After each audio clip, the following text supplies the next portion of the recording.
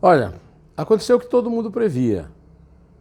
Vou falar disso agora, neste fim de tarde da quarta-feira, dia 13 de novembro de 2019, com o sol sumindo e aparecendo uma nuvenzinha ali. Pois bem, o que é que aconteceu? Como o Supremo Tribunal Federal, no ato de suprema canalice, soltou o Lula começou imediatamente a praticar o seu esporte favorito, que é a agressão ao outro, se fazendo de ofendido e de perseguido. O ofensor e o perseguidor é ele.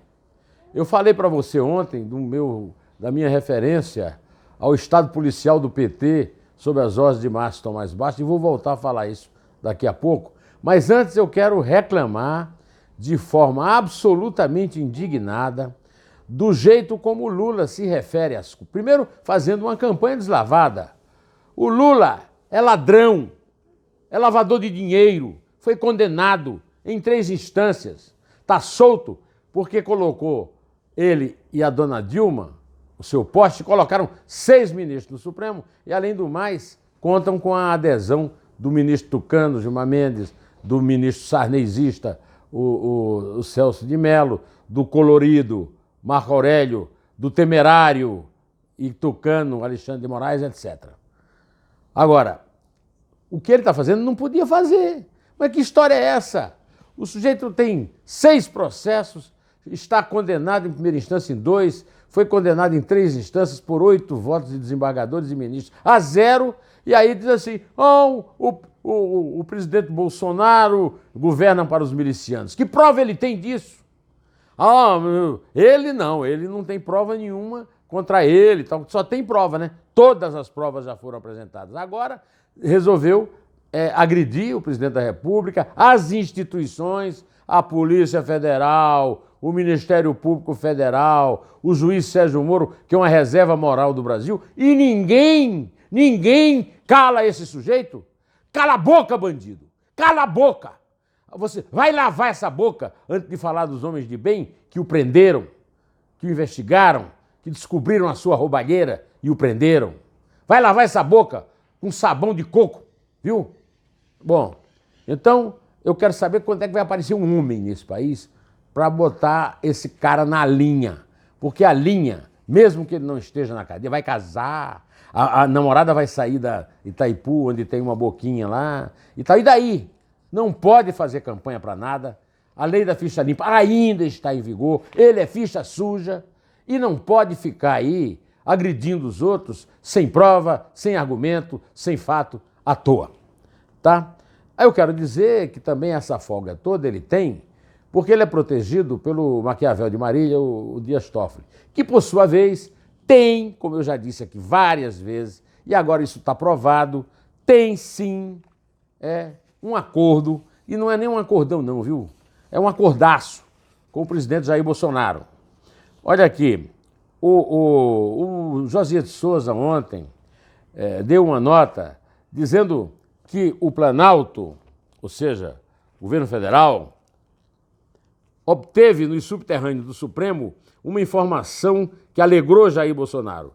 Soube-se que Dias Toffoli já dispõe de maioria para aprovar no plenário da Suprema Corte a liminar que travou processos abastecidos com dados detalhados do antigo COAF sem autorização judicial. Confirmando-se a novidade, a investigação que corre no Ministério Público do Rio de Janeiro contra Flávio Bolsonaro e o faz-tudo Fabrício Queiroz será transferida do freezer, onde se encontra, para a cova. Expedida em julho, a liminar de Toffoli atendeu a um pedido de Flávio Bolsonaro. O filho 01 do presidente é investigado sob a suspeita de desviar salários de funcionários de seu antigo gabinete e de lavar dinheiro. O julgamento deve ocorrer na quarta-feira da próxima semana. De acordo com o que foi repassado ao Planalto, prevalecerá o entendimento segundo o qual os órgãos como o ex-COAF, a Receita e o Banco Central podem compartilhar apenas dados globais, nome e valores movimentados, por exemplo. Mais do que isso, só mediante autorização judicial. Pois bem, acontece simplesmente o seguinte, isso é uma infâmia, isso é uma coisa absurda, esse senhor Toffoli está abusando e o senhor Bolsonaro já deu mais do que provas de que tem ali um acordo com ele. Eu cheguei a citar, no artigo que eu escrevi hoje no Estado de São Paulo, uma frase que eu vou citar aqui para você, um parágrafo, né?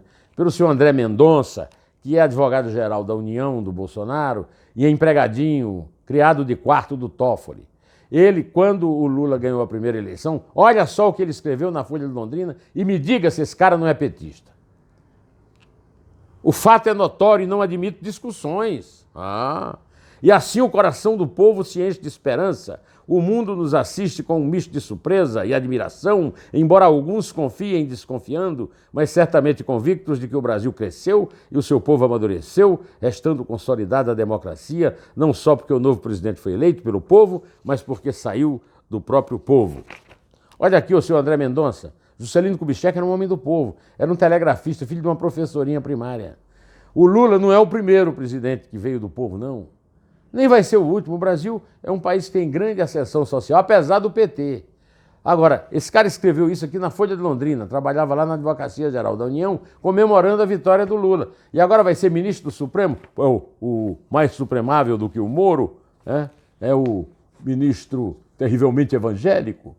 Pois bem, é esse pessoal, é esse pacto aí que está costurando a derrubada da Lava Toga, que esse Davi Alcolumbre não convoca de jeito nenhum. Os impeachments que o Modesto Carvalhosa pediu, dos três, Gilmar Mendes, Alexandre de Moraes e Dias Toffoli, que fazem combinação e ficam aí querendo pegar no pé do Moro, dizendo que o Moro e o Dallagnol faziam combinações, acusados por provas imorais, ilegais, criminosas.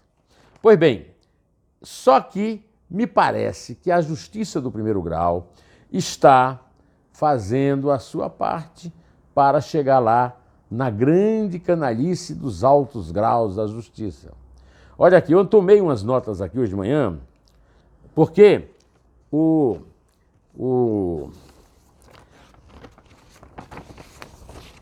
a Lava Toga está saindo através de uma operação chamada Apios, que está ressuscitando a Castelo de Areia, a Operação Castelo de Areia.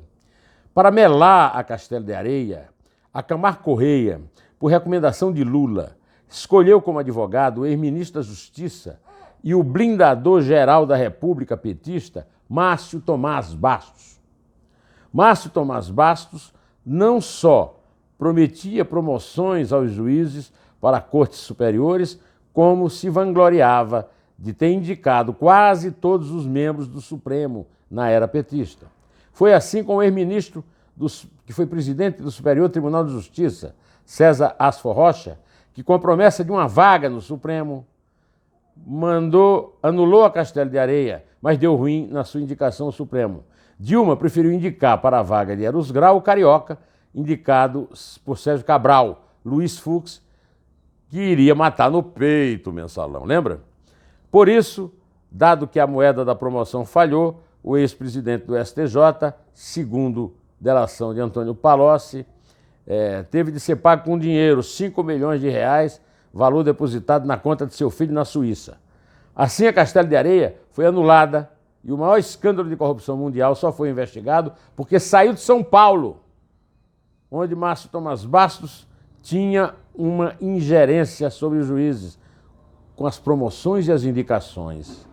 Márcio Tomás Bastos também morreu. Se não fosse isso, não tinha tido Petrolão.